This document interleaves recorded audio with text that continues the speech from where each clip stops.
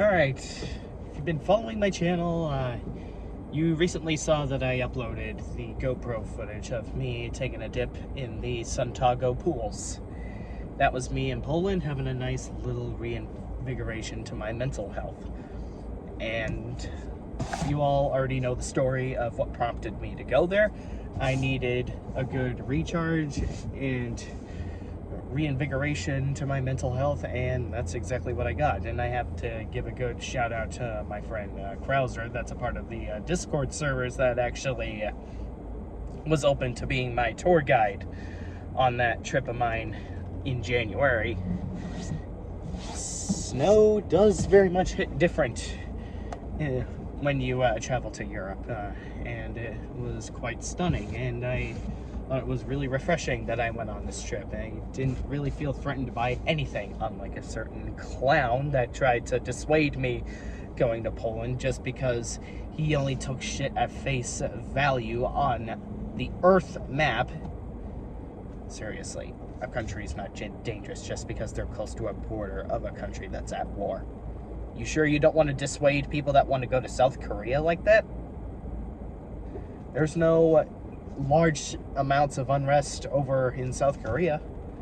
But moving on from that point, seriously, the scumbag that left me in psychological and emotional ruins because of how much of a piece of trash he truly is. I don't know how anybody in their unfucked mind, anybody that's at least semi-moral, would look at this and say, oh, the garbage that he did to you was totally acceptable in any sense of the imagination. Oh, yeah. No. My time with that piece of fucking shit has run its course, straight to the ground. And if you're going to completely base our friendship based off your bitterness that just another straight guy is not going to love you back, or someone is too moral to keep the company of the toxic bullshit you put them through, then it's not worth enduring. The women I even told about this felt uncomfortable for me. And if they feel uncomfortable for me, it's a red flag. Because I can't have garbage influences like that in my space. And if you're gonna leave me in ruins like that, then yeah, I think it makes sense that a getaway to a foreign country that's not unrest, like North Korea or Somalia or Iran and other places of hostility towards Americans. Yeah, I was perfectly justified. You can't just say, oh, I better go abroad to straw man that person's reason to want to travel abroad, because they're doing it to give them the reinvigoration. They want to put their minds on something that they can obsess about. They want to obsess with something that isn't anything morbid that they had to go through. And there was nothing morbid about my trip to Poland. The most morbid that my friend Krauser and I ever explored to was, of course, the Saxon Garden, which is the memorial for the fallen soldiers throughout Poland's history and war, as well as the Katyn Massacre Museum and the archives of the props that are in there. And, of course, it's pretty self-explanatory when I mention the uprising. So yeah, with all that said and done, I really do hope it kicks into overdrive. Unfortunately, because of how low I am on money, I don't think I see myself going to Europe in late June, but it is official. I'll be going to Ireland the middle of this month. I'm going to Skellig Michael, as you already heard in my previous video when I was taking the piss out of Star Wars gatekeepers, or the Phantom Menace, better yet known as. And what would I want to go to? Well, there is Norway, which hinges on the telemarks of World War II that had to destroy a water dam that was producing heavy amounts of water for the Nazis' nuclear science project. And luckily, our allies in Norway thwarted their process. So that basically contributed our war effort against the Axis powers. Obviously, everybody knows about the beaches of Normandy, fields of Verdun, as well as the Argonne. France has so much rich history, it's not even funny. I have plenty of British friends that I would like to meet up with, maybe even go to concerts with. There's various World War II military bases and Star Wars filming locations over there that I would like to explore as well. London alone is barely tip of the iceberg, and probably the most richest part of it, well, not the most richest part of it, but the most noteworthy part of it is the Battle of Britain, where the foreign allies came to our aid and fought back against the Wehrmacht bombers that were threatening Britain's homeland. And once things settle down, I probably want to go to some parts of Russia. I know that's going to sound controversial, but once Ukraine wins their war against Vladimir Putin, and once things settle down with Russia, I'd like to go to places like St. Petersburg, Mount Yamantau, Solovetsky, maybe the Caucasus Mountains as well, and Moscow, and probably some Balkan countries like Croatia and Slovenia too. One of my former co-workers is Slovenian, and she recently moved back there. And of course, they and Croatia were the first nations to declare their independence from the unstable Yugoslavia in the 1990s, thanks to the corrupt leaders of Serbia. I wouldn't count out Bulgaria either, or Greece for that matter, or maybe Turkey. I think Turkey would be a lot more fun if I was traveling with some of my friends that are of Middle Eastern origins, though. Because when I was vacationing in Poland, I felt a lot more sophisticated when I was exploring with my Polish local, better yet known as Krauser to some of my close friends that may be watching this video. So when I talk to locals of countries that I'm exploring too, it feels a lot more satisfying to learn information from them tour guiding me. Germany is definitely high on my list because of the decisive victory the Soviets had on the Third Reich. Prague, Czech Republic is definitely high up there as well. Sweden?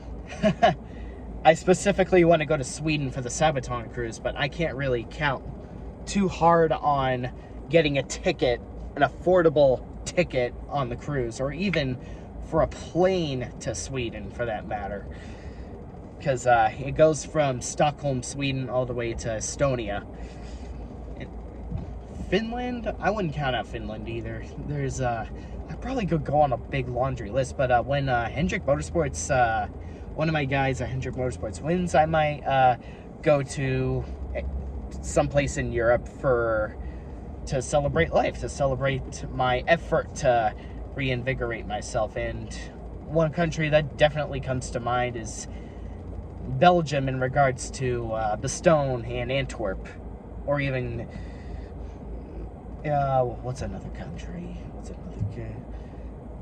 Oh yeah, I forgot to mention Yessar in regards to Belgium, and when King Albert III was coming to the soldiers' aid during one of the first battles of World War I. But another good country to travel to celebrate life would be Amsterdam. Italy, I wouldn't count myself out either in regards to Monte Cassino, because, well, that was when Italy defied Mussolini's tyranny and decided to deflect to the Allied powers to apprehend the diabolical nature of Nazi Germany. And of course, Switzerland is a very popular place to go and relax yourself if things have been very stressed out.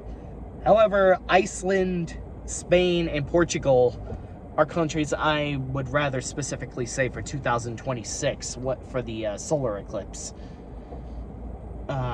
just so many countries I would like to go to.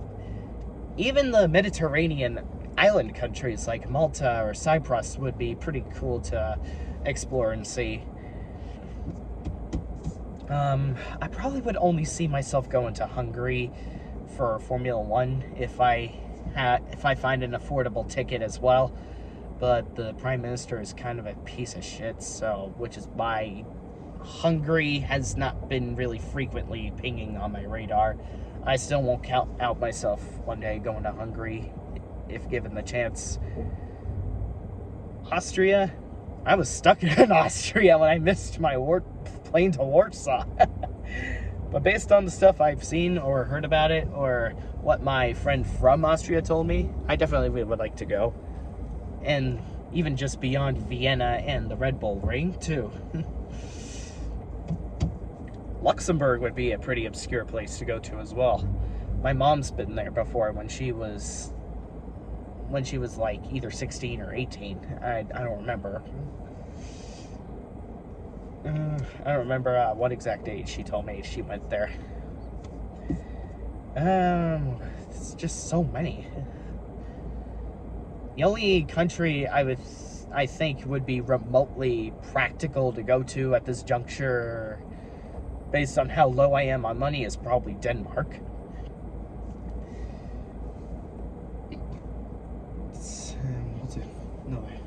You know, I think I already made my point that I hope to travel more frequently if it means renewing myself in a much bigger way. And I really do hope I can actually be frugal enough to farm up my money again, because I didn't think I would drop precipitously like a rock this hard before at the beginning of 2024, because February was a really rough start for me. But luckily it's been going great right after it ended. Things have been going back on track just as long as it stays the course. I just need to get right back up there money-wise, because lots of shit is just expensive as fuck. Oh, man.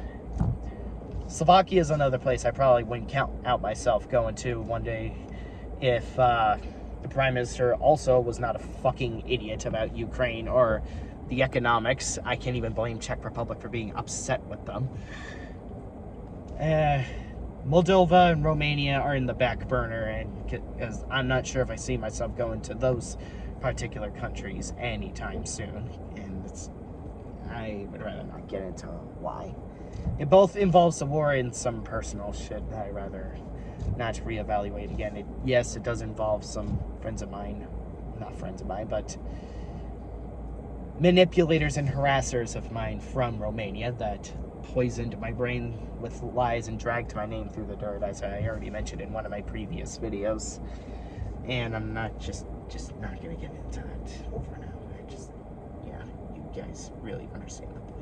My mom does want to go to Sarajevo in Bosnia and Herzegovina, because there's a lot of abandoned Olympics arenas there, and I can't even count. I don't even want to count out myself, because it would be pretty cool to explore battlefields in Zagreb, Croatia as well.